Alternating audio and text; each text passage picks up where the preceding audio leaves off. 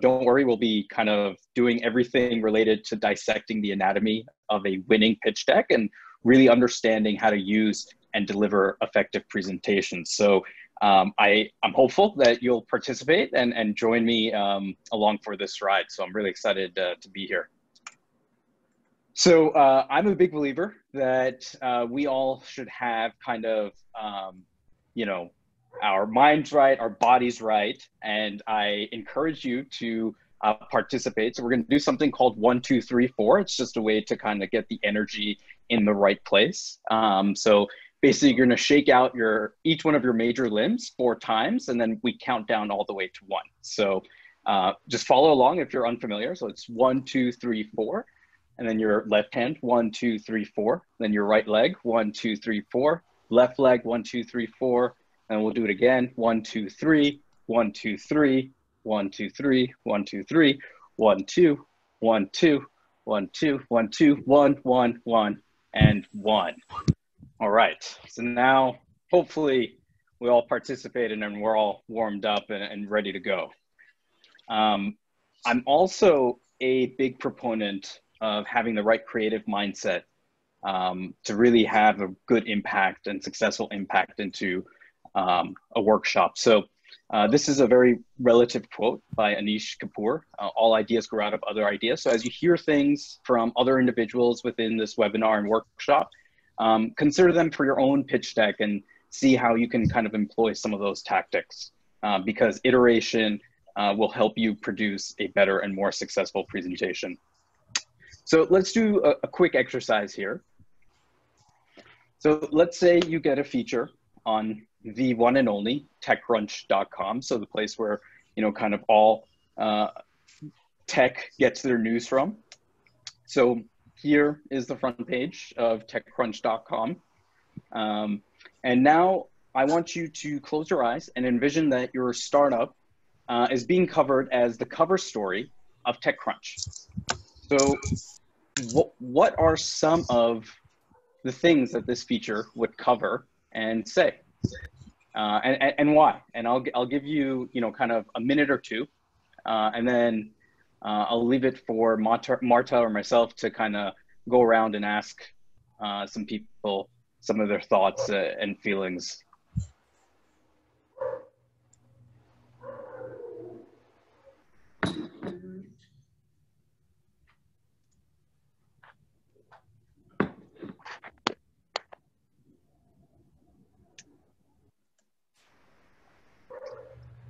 So I'll choose at random here because I know our time is limited. So let's see. I'll go with Aditya from Upscale. Hi. Hi. Yeah. So let's say your startup's featured on TechCrunch. What are some thoughts that are going through your head? How are you feeling? I was actually blank at first, but few thoughts that would run on my mind is like, so it would be just a line where it's saying that Upscale has made the new the way of hiring, the way they hire a standard. So something like that. I'm really blank on that, but yeah. Yeah, no words. No critiquing just yet. So whatever comes to mind. So that's good. I appreciate you being ready to volunteer and being open. Let's take. I want to get one more here, so I'll take Simon from Seedling. Hey, thanks, Ahmad. For me, it would be that we just basically developed the technology and the methodology to feed 1 billion people and to decarbonize the atmosphere. Right. Great. Perfect. Yeah. So, there's no right or wrong answer here. It's, trying to just understand what is being presented and what is most relevant to the audience that's going to be reading this information. So I have another exercise here. Now, let's say you're about to write a post on LinkedIn.com. So here is your LinkedIn login as soon as you come, your homepage. And just as before, I want you to close your eyes and envision that you're about to click post on a relevant post that's going to go out to all of your contacts and your network. And just as before, I'm going to call on a couple of people here as well, and try to understand what it is that you're trying to communicate to your audience at large. What is that meaningful information that your audience is going to crave?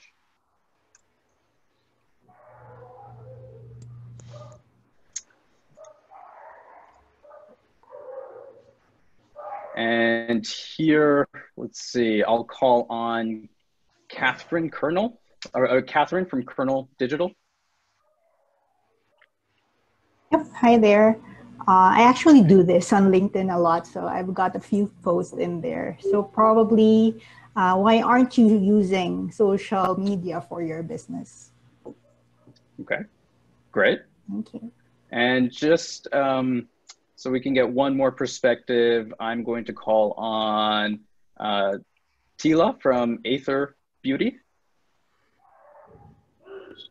Hi, yeah, I just posted today. So I was on a podcast called Cause Artist, which supports founders who are doing something for the greater good. And the title was Disrupting the $500 Beauty Industry. Mm-hmm. Great. So I'm assuming that was relevant to your network and to the constituents that read your posts. Yes. Perfect. So now I want you to take kind of both of those moments, the Techcrunch moment and the LinkedIn moment, and this is for everyone. I want you to head over to polev.com/storytelling, and I want you to list the emotions that are coming to mind, coming to heart as you're thinking about either one of those scenarios. And this is a live poll, so as answers are populated, we'll be seeing kind of what the group feels and how they're experiencing different things here.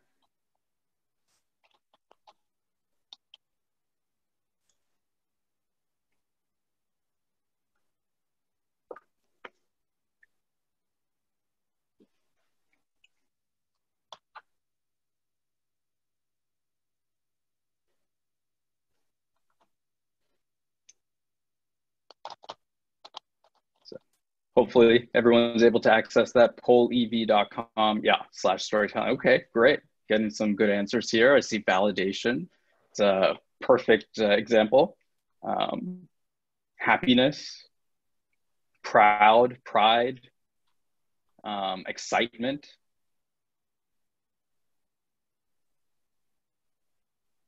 Ecstatic, yep. So obviously this is a good moment, right? So this is something that we feel incredibly proud of. We feel excited. We want to share our startup and our story with the rest of the world. And that's being borne out by everyone that's participating in this webinar and workshop. And everyone's kind of more or less listing that sense of excitement. So I'll let this go for a couple more seconds here, just so we can see kind of all of the emotions that are coming due. So we're seeing some being frightened as a different emotion. We're feeling satisfied. So all good emotions, right? So these are things that we experience. These are emotions that we should anticipate. Now, the reason you're feeling this is because it's an incredibly prideful moment. It's something that's related to your company's story. And that's kind of what I want to get back to, is like when you think about Techcrunch in particular, the article, the feature is communicating a very specific story. And something interesting or compelling about your startup, whether that's the market, the product itself, whatever it may be, your LinkedIn is also communicating something similar as well, whether that's an achievement, some sort of credibility with your network. And in each one of these scenarios, the common thread that connects the audience, so the readers, to you and your company, is that underlying story. And pitch decks are no different, right? So your job, your number one job, and really your only job in a pitch deck, is to craft a compelling story. And each and every pitch deck has a unique story that can be told. It's just your job to figure out what that story is. So why is this the most important aspect, you may ask? Quite simply, because stories allow people to communicate and exchange ideas. They allow us to exchange information and messages.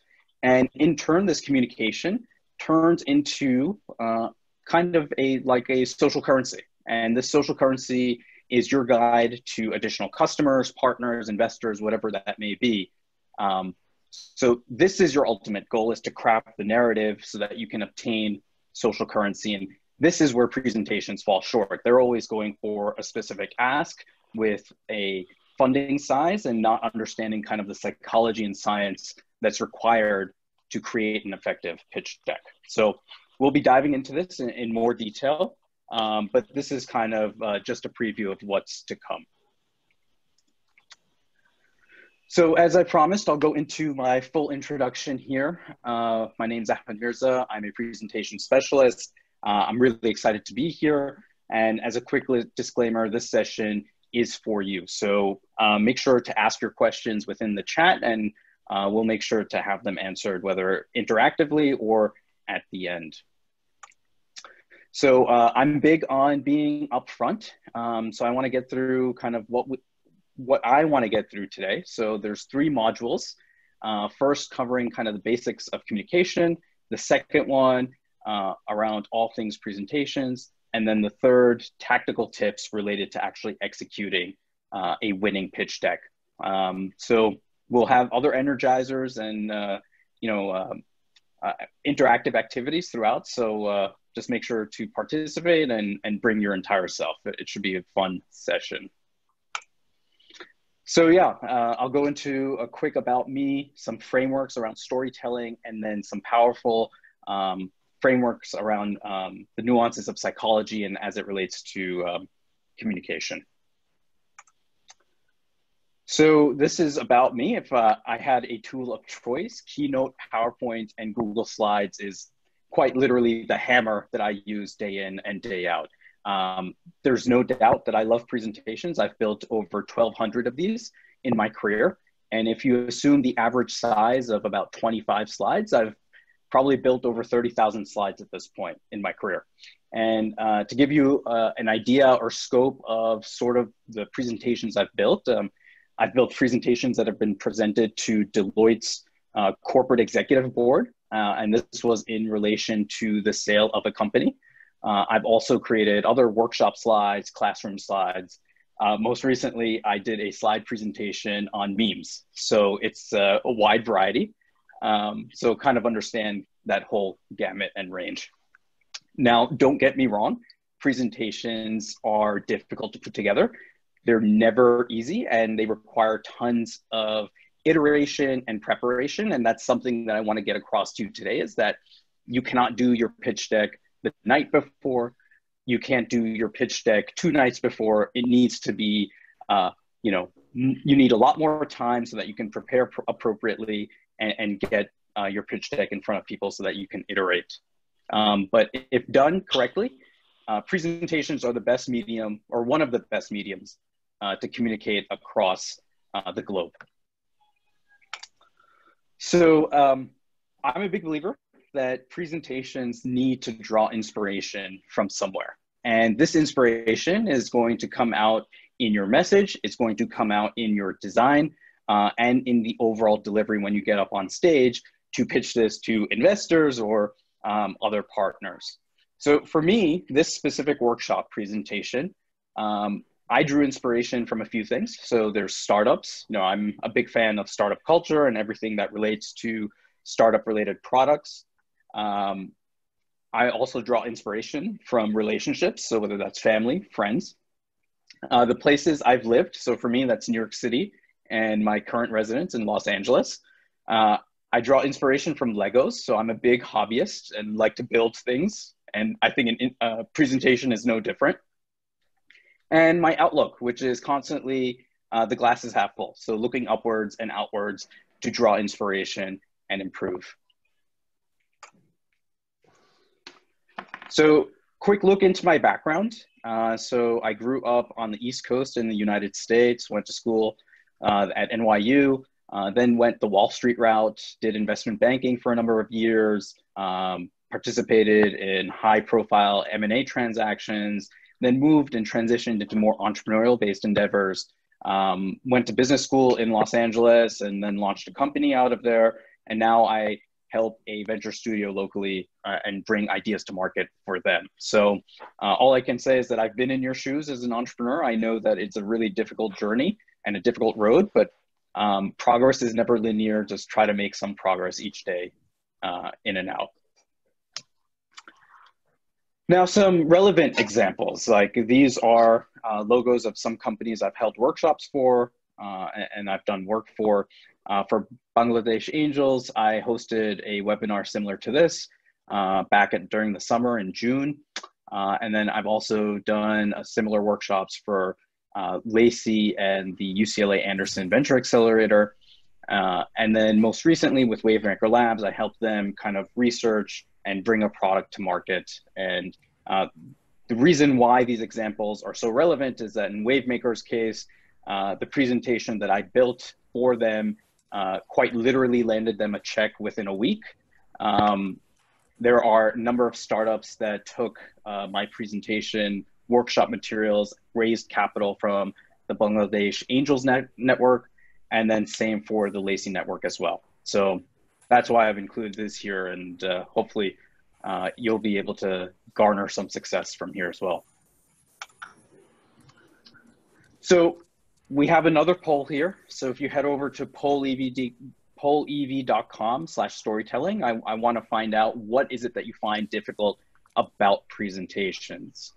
And this should be, you'll be given about 5 choices, and this is an auto-populating poll here. So we'll get some information shortly on what people are struggling with so that we can understand how to help and what to cover.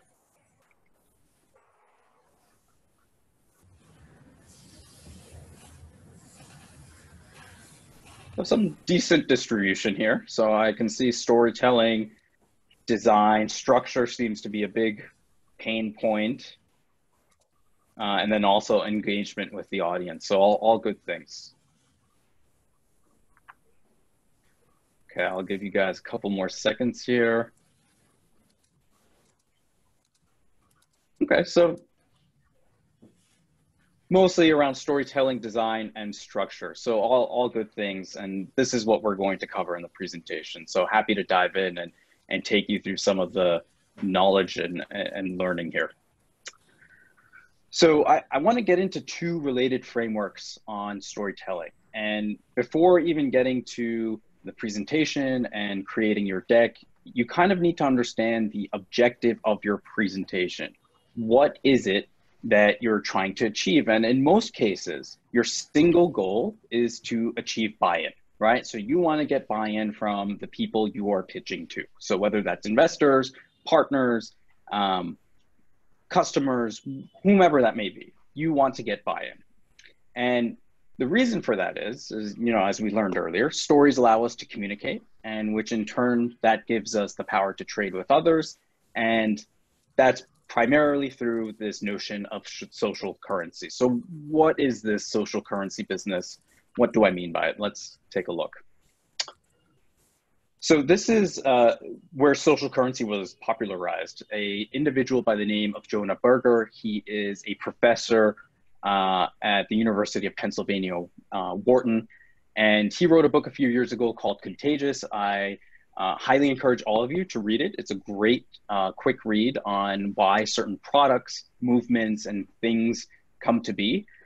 He spent a decade researching this, but what's interesting is the first part of his model, which he calls social currency. And it's basically the manner in which people transact or buy is through the favor and interest of others. So what does that mean, right? So that means basically people want to look and appear smart, and they want buy-in that's going to impress their peers. So if I have some sort of information that's going to make me look smarter in front of my network or in front of my audience, what is that? And what can I share so that I can gain more credibility with that audience? And that's kind of why we went through some of those exercises in the beginning, is to kind of get in this mindset of sharing relevant and highly contextual information. And if you relate this notion of social currency back to presentations, your pitch deck is meant to generate social currency, right? So whether that's employees that are going to join your mission, customers that are going to try out your product, or investors that are going to write a check, that is what your goal is. And then Jonah also touches on the second notion of stories. And he says that stories are an important part because they're shareable, right? So it's easy to share a story. They carry powerful information and messages. Your presentation should be including those both aspects as you communicate. So how do you actually tell a story? Let's take a look. So storytelling, this is the backbone of your presentation, what you're going to use to communicate, to generate that social currency. So here's another framework. This one is by Michael Margolis. He came up with a 3-pronged framework. And the reason this works is because he studied 30,000 stories throughout time, basically. And this model holds. It's basically you start with the context for change. So meaning that you lay out the world as you want to present it so that everyone starts on the same page. Then you provide the emotional substance. So that allows for you and the audience to go on an emotional journey or a story arc, and it allows you to connect and relate with one another. And then you provide all of the evidence and truth. So this is where you provide additional, information relating to your business model, the market size, the competition, whatever that may be, so that you're able to crystallize your story with hard data and evidence. And basically every story, whether it's in a book, it's in a presentation, it's a poem, whatever it may be, follows this model. And what I want to communicate to you is that you need to start thinking about your presentation this way too. And I know this seems a little scientific, a little theoretical, but I want to provide you these frameworks so that you can understand that much more goes into a presentation than just getting some nice template from some marketplace. You have to be purposeful with each and every word in your presentation and purposeful with each and every slide that you include in your pitch deck. So these are 2 powerful frameworks that you should take a look into and obviously use throughout communicating your pitch deck. Now, I want to use what we learned about social currency and use story development to now get into some of the nuances of communication and kind of how this plays out in a real world scenario. So as we dive in, I want you to know that your ability to connect with your audience is basically predicated on these 6 icons.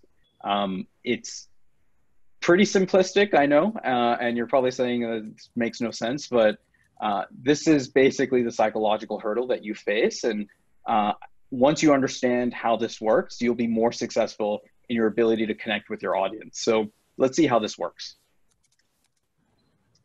So from the get-go, you have to be cognizant of the power dynamics of your presentation. So there's an inherent struggle that exists between you and your audience. And basically to illustrate this, you're on one side of a room, the audience is on the other side, and you're in a position of power, right? So you are controlling the mic, the stage, the ability to speak. The audience is in a position where they have to be in listen-only mode, and you have to get their attention. So because of that, there's this tension that exists inherently between both parties. And the reason for that is because you have something valuable that you want to share. You want your audience to pay attention.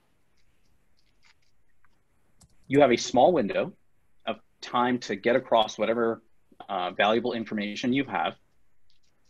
And you want your audience to understand. And the only way to do this is through the notion of creating a concise message. And when you create a concise message, the tension that exists in the room between you and the audience diffuses, and that allows the audience to actually act upon your message. All right, so this is the major psychological hurdle that pitching and presentations face. And unfortunately, the way that presentations are taught to us today, this isn't communicated upfront in terms of what a pitch deck should achieve. So this is the largest thing that you should be looking at to, the hurdle that you should be getting across so that you're able to communicate better with your audience. So now I want to talk about message development. So your goal is to deliver more than information, and there are too many presentations and pitch decks that give too much factual information without the ability to act. So let's take a look what this means.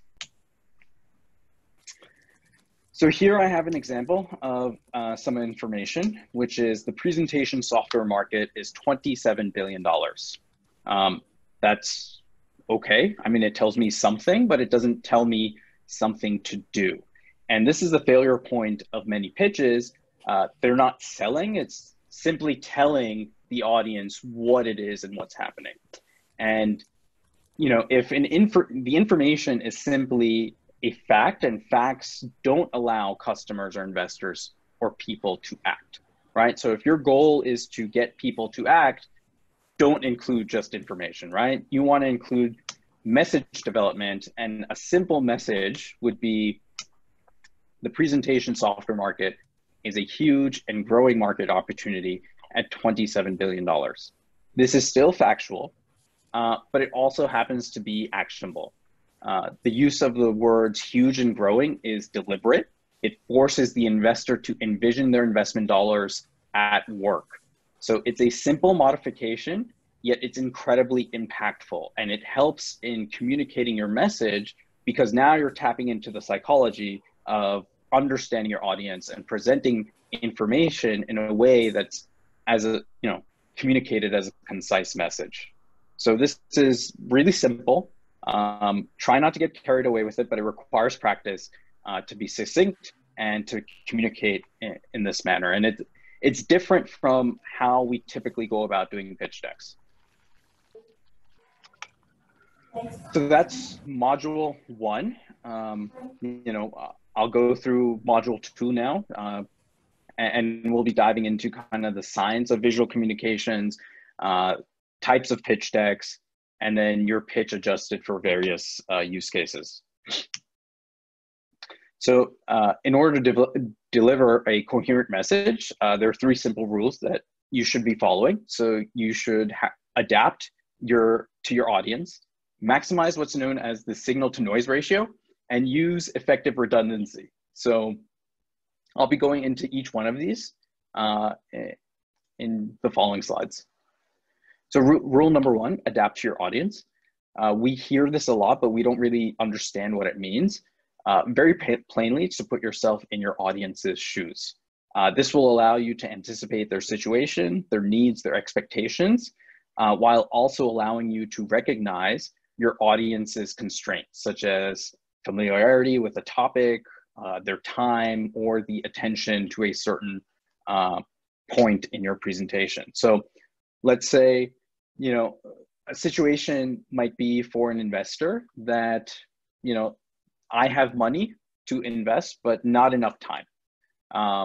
Their need, maybe I need to meet a company that I'm willing to spend more time and learn about.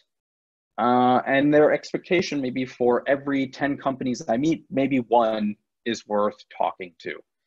Your goal is to become that 1. And I want to kind of share how do you get to be that 1. So think about, adapting to your audience as you're presenting your pitch deck. Rule number 2, maximize signal to noise ratio. So this is a bit technical, as I mentioned, but it's really simple to follow.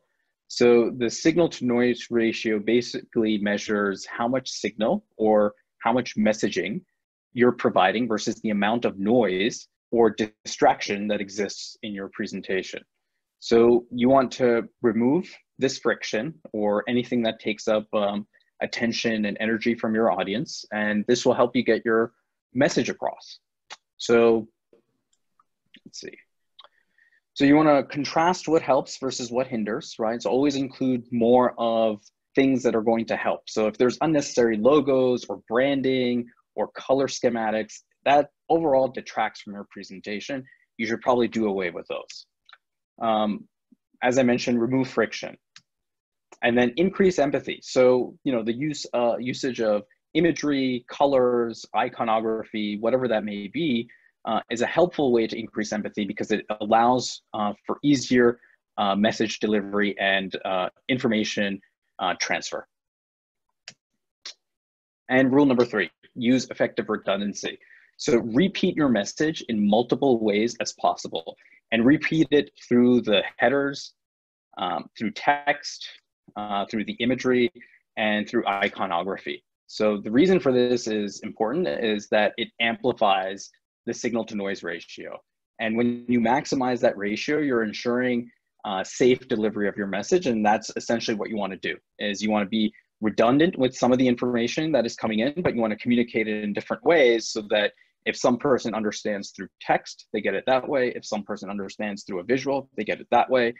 Whatever that may be, do your best so that you're communicating in different ways so that they can kind of take in that information from multiple angles.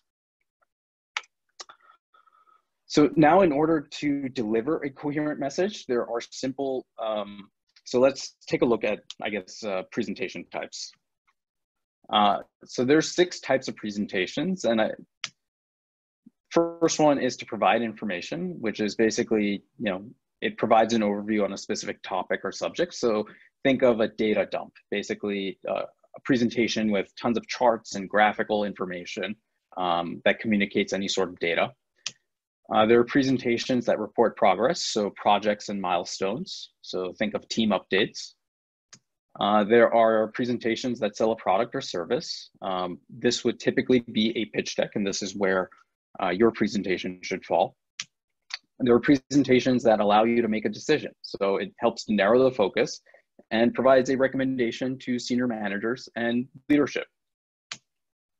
There are presentations that help solve a problem. So any sort of brainstorming or ideation would fall in here. And there are presentations that teach a skill. So, you know, any sort of new concept for learning purposes, very much like this presentation.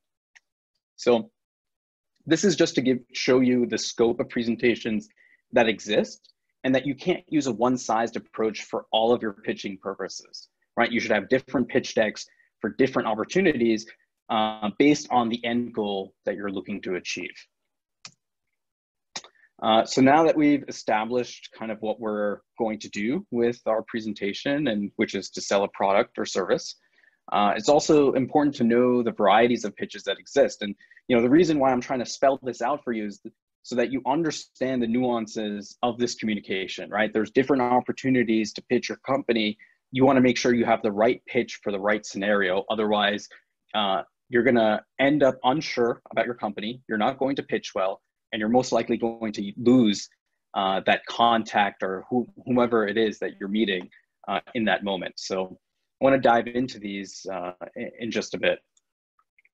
But before that, I kind of want to take a look at this example of from Jeopardy of company descriptions. And with that, we'll go with company descriptions for 1,000. And I want to show you how difficult this is, because this is something that's not easy. So this is your clue. A worldwide leader in technology that powers the internet. This company inspires new possibilities by reimagining your applications, securing your data, transforming your infrastructure, and empowering your teams for a global and inclusive future. So once again, this is available on pollev.com/storytelling. This is a live poll. And I want to see, you know, kind of what are some of the answers that come through here. And this should be a good exercise to illustrate why this is a difficult task and why this is a difficult exercise to do. Okay, so it looks like we have Google. Google again, okay, IBM, all good guesses. Cloudflare, Amazon, yep, spot on, these are all great.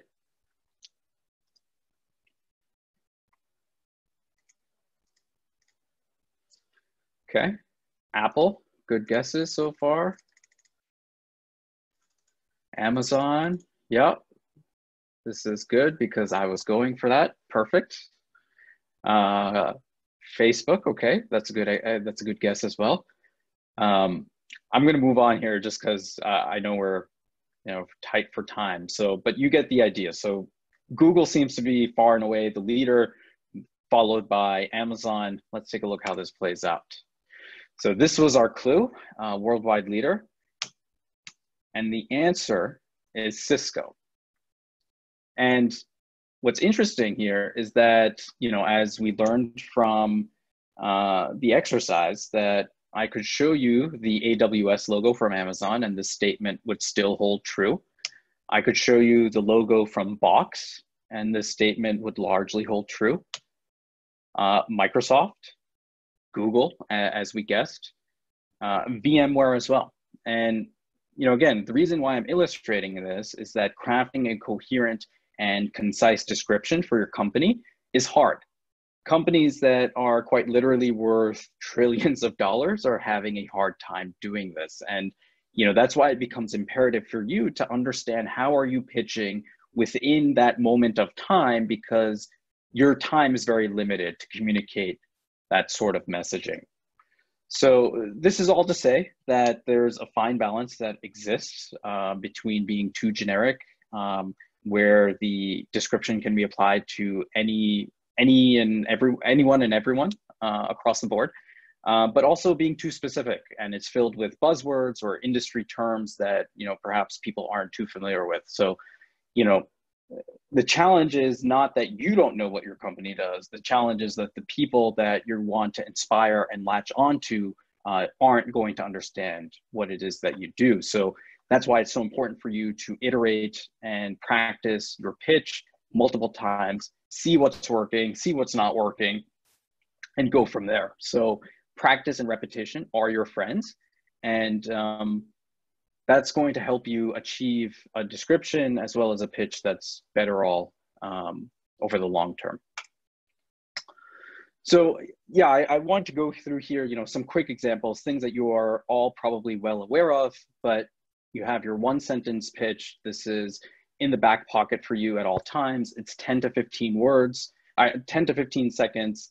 And it just allows the listener to, basically just enough information to understand the industry you're in, some overall view of the product, whether it's subscription-based software or a hardware product, whatever that may be. You should know this by heart, and it should be relatively easy to say without any buzzwords. Second, you have to also be familiar with kind of your 3-sentence pitch. So this is sort of pitch will include the overall industry. So it's the type of product you're bringing to market. Also a key differentiating value. So, just building on top of what we had previously. Third, in certain situations, let's say you have, 2 minutes to spare, maybe 3, may be helpful to have a 5-sentence pitch. So same elements as before, you'll have the overall industry here, the brief product introduction, key points of differentiation, and some insights into perhaps the target user for your product. So think of problem solution fit in sort of scenarios in this case. And then lastly, your full pitch. This is, basically your master pitch, things that you all are preparing for this moment. This is where the vision goes in, the product, the industry, and obviously all the stats to back up your claims. And it's only to be used in settings where you maintain control. So think of open mic, where there's a clear delineation between presenter and audience. So now I kind of want to move into the third module here. So getting into kind of the more deliverable aspect of the presentation. So get into the overview, some examples, and then hopefully have some time for Q&A here. So how do you actually go about taking kind of what we learned and crafting it into a successful pitch deck? I know I shared a lot of theoretical stuff, some scientific stuff, some frameworks and whatnot. How do you actually compose that and put that into something that makes sense? My first suggestion is to actually work outside of any sort of digital tool and to sketch it out in a physical sketchbook. So draw out your slides, outline them.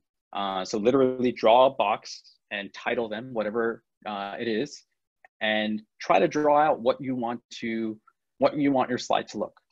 This will help you structure your content, and it will prevent you from wasting time and getting frustrated with the digital tools, because those can often be quite frustrating. From there, I want you to think about your presentation with the first point on top, so the main message. Then I want you to think about the main points and then the subpoints. So the main message of your presentation, what is it that you want? Is this geared for investors? Is this geared for partners? Is this geared for customers? Make a clear delineation on that. The main points you want to hit. So these are, think about back to the story framework. So we have our context, we have our emotions, and we have our evidence. So those are your main points that you want to convey. And then from there, you want to have this redundancy in the subpoints where communicating a single message throughout the pitch deck. So those are your individual slides. This is the story framework that I had mentioned earlier. So you have the context, the emotional change, and then the evidence to support that. How does this translate to that story, to kind of the sketch diagram that I just shared? You have context that fits in the first bucket, emotions in the second, evidence in the third. And the goal is really, to transition your deck piece by piece so that it becomes easier to understand. And as you break it down, that happens naturally.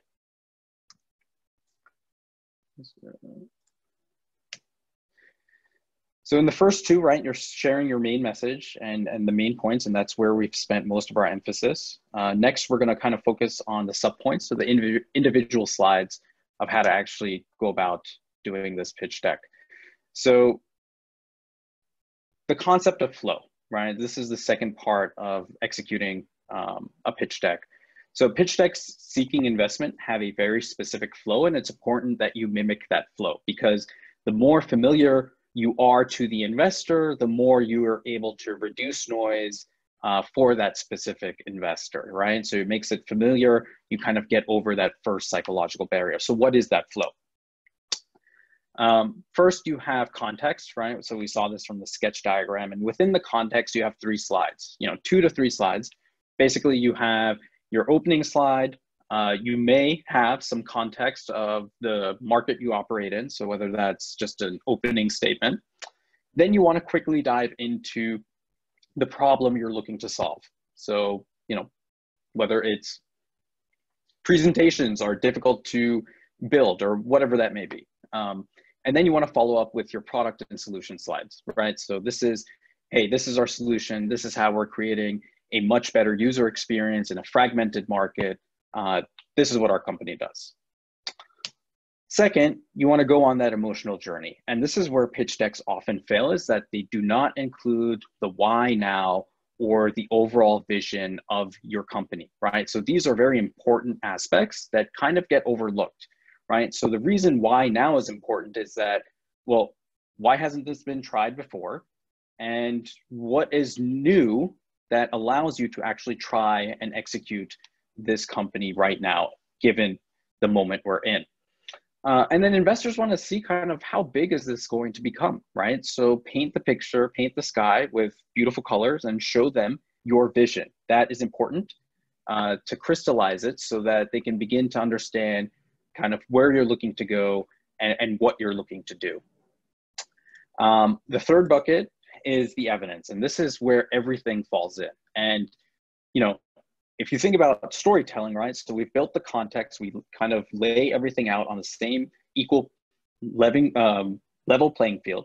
We then move into the emotional context to allow the investor to see how large it's going to become and why we're attracted to this specific problem. And then we want to dive into all the specifics. So here, talk about the market size. So whether that's your TAM and SAM or SOM, then talk about the competition and whoever you touch within that those competitive force fields. Obviously communicate your business model, So whether you're charging per user per year or whatever it is that you're looking to communicate. Financials obviously have some projections in there, ideally some 3 to 5 year scenario. Talk about your team because you've now built up all this credibility and you want to show them who can execute with all the information that you're giving. And then leave off the last, almost the penultimate slide with traction. So what is the evidence to show that, hey, look, we are on the right track. These are the number of pilots we have signed. These are the number of people that have downloaded our app. This is, kind of the traction we have to show we're going in the right direction. And after you've done all of that, it's now your turn to cash in that story and communication for currency. And this is where social currency comes in. You have to make your ask, right? So what is it that you're looking for? So you try to make the ask as simple as possible and as plain as possible. So if this is for investors, you make it so that they can understand as quickly as possible about, the dollar size, the round size, things of that sort, and the particulars of how you're looking to spend those dollars. So this is more or less the framework that you should be using. There's some nuance here. You can cull down and combine some of these slides. There's no issue with that whatsoever. The goal is to follow this flow specifically, right? You want to have the context first, followed by the emotional journey with the evidence, and then the ask at the end. And now we'll kind of go into some of the design aspects. So the third concept is the rule of thirds. You should be thinking of your slides as photographs and applying basic principles of photography to get a better looking slide. So let's see how this looks in practice. So this is a slide from a presentation that I did for a presentation software company.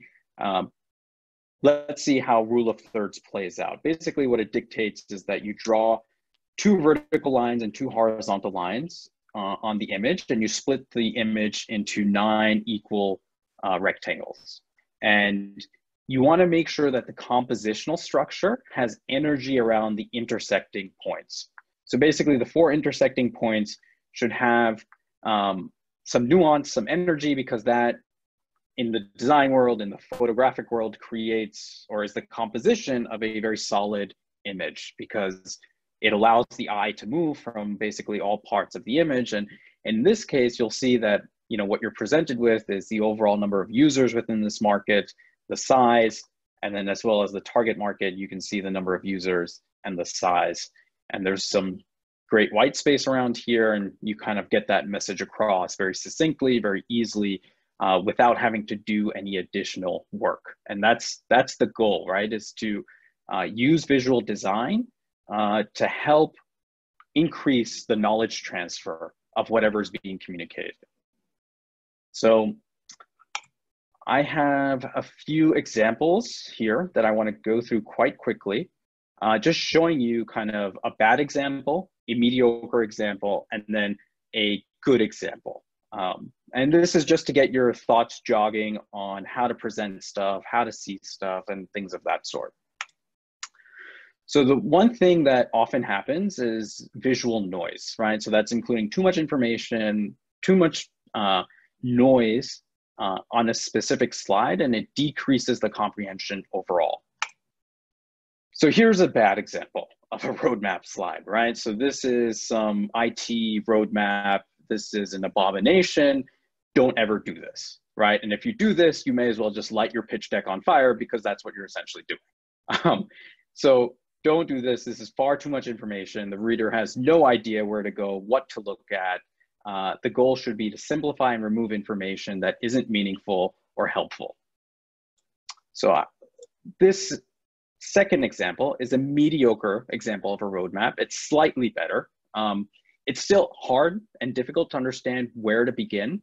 The colors are nice and easy, but there's a lot of text, and there's a lot of work to do, right? So if I'm starting, I have to start here. So spring of 2016, then I go down and I have to read whatever this is. Then I have to read some helper text, and then I have to go here to the next one, and I'm constantly going up and down, and that's just too much work to do. It is, again, mediocre at best. I wouldn't use this. It's just, I provided an example to show you kind of the range of sort of slides that exist. This, as simple as it seems, is actually a pretty decent example of a roadmap slide. And the reason is that as long as the title is actionable, so I wouldn't just call it roadmap, I would actually say what the roadmap is looking to achieve here. And as long as the helper text is limited, this is very clear, it's easy to understand, and it's simple, right? It increases knowledge transfer of the concept that's being communicated, and that's the overall goal in a presentation. So again, is this the best example that exists for a roadmap slide? No, it's not. But this is a good, solid example. It's simple, and that's why I've included it here today. Another pitfall in presentations is text. So remember, we need to communicate as simply as possible, and we need to be incredibly concise with our text and words on screen. So here's another bad example, an absolute abomination. There are far too many words, far too many nested bullet points, and then you have kind of the split table structure. I would not use this. By the time you get to this, nested bullet point, you kind of forget what you're even looking at. So don't ever do this. This is a bad example. That's why I'm sharing it here. This is a better example. So the template is clean. The colors are easy on the eyes. There's imagery to kind of help improve the comprehension of the materials on the left-hand side. But you'll see there's a lot of repetition of text, right? So there's predefined, listed twice. There's still, quite too many bullet points. And it just requires, again, the audience to do a lot of work for the amount of time that you're going to spend on the slide. And that's why you want to make this as easy as possible to understand. So here's a good example of how to communicate something that has text, that has imagery, and is easy to understand. So why build X now? So this is a redacted example. It's based on 3 primary reasons. So there's new technology, and there's some helper text here. There's unbundling of Microsoft or a company, and there's helper text, and the build cost. And it's linear. It shows the progression of one item to the next. It's just easy to understand. Would I use this in an open pitch scenario? Maybe not. I still think there's too much text here, but I think if you were to send this to an investor, this is a great example of a slide that can do that. Another pitfall is typically when we include graphics. So remember, we use graphics sparingly, and it's to add to the effect of the text and the iconography. So images should be used, they should stand on their own without further explanation, because that's the whole point of an image. So here is an absolute terrible example of a slide that uses an image as a backdrop and then has text overlaid. Never do this. Text should seldom be overlaid on an image. It just creates kind of a bad, it's just a poor design overall. It's hard to read, hard to get any sort of information out of it. So, I wouldn't use this at all. This is slightly better. This image spans kind of the whole screen. So it's refreshing to the eyes, but then it also takes away, because the image spans the entire screen, it takes away from the metrics that are being communicated along this line here. And because also there's no title here to explain what these metrics are, it's kind of lost on us what this slide is looking to achieve. So again, it's a lot of work for the audience to do, moving between the backdrop and the front. So this is a mediocre example of communicating information on a slide. Ahmed, I really hate to cut you off, but we have 4 minutes left until the next presentation. And I know there's a few questions from the audience. Yep. So is it okay to jump into that, or do you want to like wrap up this one last slide? Yeah, I have one more thing to wrap up here, and then I'll get to questions. Okay. So the last point here, colors. So you want to use colors to aid, but never distract or detract. So this is a terrible example of color usage between blues in the back and this yellow gold in the front. Don't use gradients. They're difficult to read, especially as you get to the outer edge of a certain shape. And make sure that you're using colors that complement each other and support each other. So red and blue is kind of a difficult combo. This is a good mix of colors, right? So this is an example that uses good use of colors. They're easy on the eyes. There's enough white space to look at, and the text is in black. It allows for something to understand overall. So that more or less is kind of what I had here today, and I'd be happy to dive into your questions. Thanks so much. I will go ahead, and there was one question from the audience a few moments ago, which is that what should be the difference between the presentation deck that we use for pitching in front of an audience and the one that we send to investors, especially when it comes to details and content? Great question. So the presentation that you use to pitch to an audience should be highly visual, and you're going to be doing most of the narration of the content that's within that pitch deck. So the focus is going to be on you. You want to make sure that whatever's behind you here is limited in text, has good iconography, and transfers in information as easy as possible. In the deck that you send to an investor, that needs to stand on itself, right? So you're not going to be there to narrate any sort of story. That story needs to be included within helper text within each slide. So it's okay to be slightly more textual in the slides that you send to AVC, because those need to be, stand on their own. But, again, be mindful of how much text you're including, because you don't want to bombard them with too much information. Because we're so short on time, let's have one more question, which is actually there's two people asked the same question. Like, what is the recommended number of slides per pitch deck to keep the audience focused? So ideally, if you're sending it to an investor, there's a big range here. Different investors will say different things, but I still think, if you're somewhere in 12 to 13 slides, that's probably a good number to communicate what you need. 10 slides is kind of the golden metric that investors say. I still find a hard time, relaying an entire story in 10 slides. I think it just becomes too formulaic and there's not enough variety. So, somewhere 12, 13, if it stretches to 15, I think that's okay. If you're pitching in a audience, I think, again, 12 slides, try to limit the number of time you're running through slides, because that also creates friction in the information transfer process. So that's kind of, I'd say 12, 13 at most. Thank you, Ahmed, so much. I know there's a few more